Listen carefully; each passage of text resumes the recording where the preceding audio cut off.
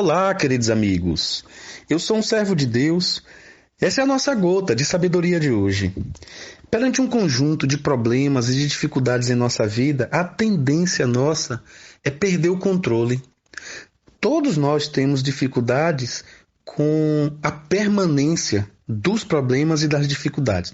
Quando elas chegam, na maioria das vezes nós administramos, mas a permanência, a durabilidade de um problema, de um dilema, algo que nós perdemos o controle, não temos capacidade de controlar, não temos experiência, sabedoria, não temos a noção do grau, do como resolver. À medida que isso vai acontecendo, nós nos tornamos incapazes, nos tornamos difíceis de resolver o determinado problema. Agora, percebamos uma coisa.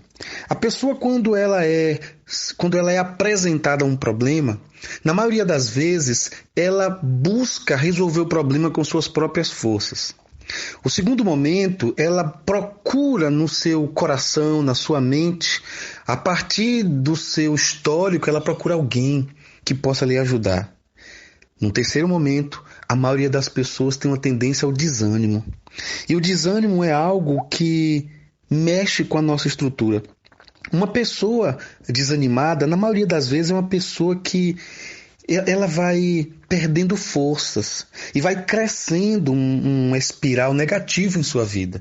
Quando nós somos ou estamos desanimados, nós perdemos de vista algumas coisas que já fizemos em outros problemas e nós poderíamos fazer nesse também. De modo que, quando eu e você nos deparamos com um problema mais forte do que o nosso poder naquele momento, esse problema nos paralisa. Veja bem o que aconteceu comigo ontem. Eu estava em minha casa, normalmente, naturalmente, como sempre faço, e bem próximo a onde eu moro, tinha um carro parado numa posição não muito estratégica e me preocupou. Eu, curioso, quando dei uma olhadinha, era uma senhorinha. E aquela senhora estava assim, à porta daquele carro, meio que sem saber o que fazer. À distância, essa foi a minha leitura. Parei um pouco à frente, liguei o pisca e me aproximei e disse: Senhora, a senhora precisa de ajuda? Ela disse: eu nem sei o que está acontecendo, meu carro quebrou. E eu disse: vamos colocar o triângulo ali, vamos ligar o pisca. E fui, ajudei aquela senhora. Ela estava com um ar muito preocupado. E eu disse: a senhora tem noção de que problema o carro tem? Ele já teve algum outro problema? A senhora tem seguro? Fiz uma série de perguntas. Ela disse: eu não tenho seguro, eu não sei o que é, eu sei que alguma coisa quebrou. E eu disse: vamos tentar ver, eu não sou especialista, mas vamos tentar. E tentei bater a chave na primeira vez, na segunda, na terceira. Algo em mim, eu creio que só pode ser a experiência masculina aliada à vontade de Deus. E aquele olhar para o painel do carro me deu uma desconfiança. Não tinha combustível. Eu disse: a senhora abasteceu esse carro? Ela disse: o meu carro fica sempre na mão do meu filho e tem gasolina. Eu disse: moça, o seu carro não está quebrado. Ele não tem combustível. Ela me olhou assim e eu disse: a senhora me aguarda só um pouco. Eu peguei o carro, fui até o posto, trouxemos, coloquei a gasolina, o carro pegou e ela me agradeceu por demais. E nesse contexto eu fiquei pensando: poxa, quantas vezes nós paralisamos a nossa vida diante de um problema porque não temos, número 1, a resolução. Número 2, nós não temos o combustível necessário para continuar e vencer o problema. Sabe por quê? Porque nós temos uma tendência à vulnerabilidade. Vulnerabilidade, eu diria que psicológica, emocional. Nós nos abatemos quando não conseguimos resolver o problema. E essa vulnerabilidade, eu diria, que nos paralisa, nos distrai, tira a nossa capacidade de concentração nas resoluções do problema. E nós vamos nos afundando mais e mais. E eu te perguntaria: qual o antídoto? Qual o antídoto para diante de um problema, de um dilema, diante de uma luta? Qual o melhor antídoto para não desistir? E eu diria: qual é o melhor combustível? Porque já entendemos que sem combustível o carro não anda. Eu preciso entender isso.